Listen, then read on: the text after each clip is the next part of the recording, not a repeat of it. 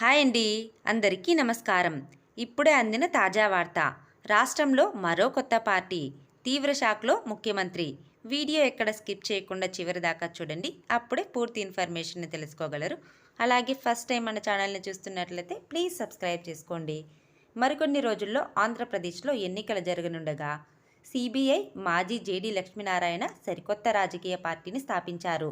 జై Bharat national party పేరుతో తన పార్టీ పేరును శుక్రవారం రాత్రి ప్రకటించారు.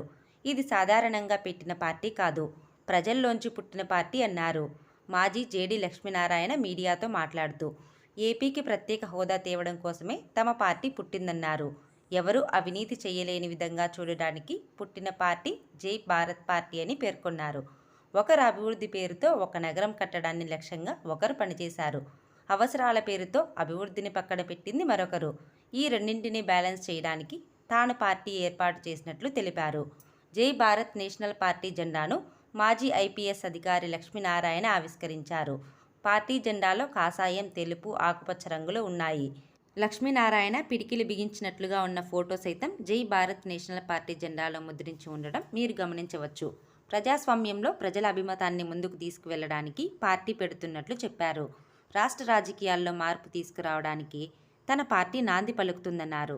దేశంలో రాజకీయ పార్టీల పరిస్థితి అయోమయంగా ఉందని, రాజకీయాలంటే ప్రజల్ని మోసం చేయడమే అనే అభిప్రాయం అందరిలోకి వెళ్ళిపోయిందన్నారు.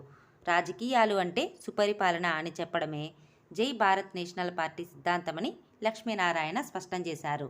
రాష్ట్ర విభజన సమయంలో ప్రత్యేక హోదా విషయమై ఏపీ ప్రజలను మోసం చేశారని ఆరోపించారు. రాష్ట్రంలో నిరుద్యోగానికి అసలు కారణం ప్రత్యేక హోదా రాకపోవడమే అని అభిప్రాయపడ్డారు.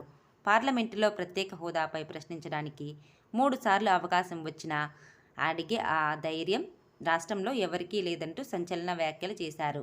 ఇలాంటి మరిన్ని న్యూస్ వీడియోస్ కోసం వీడియోని లైక్ చేసి షేర్ చేయండి. అలాగే ఛానల్ని సబ్స్క్రైబ్ చేయండి. Thanks for watching friends.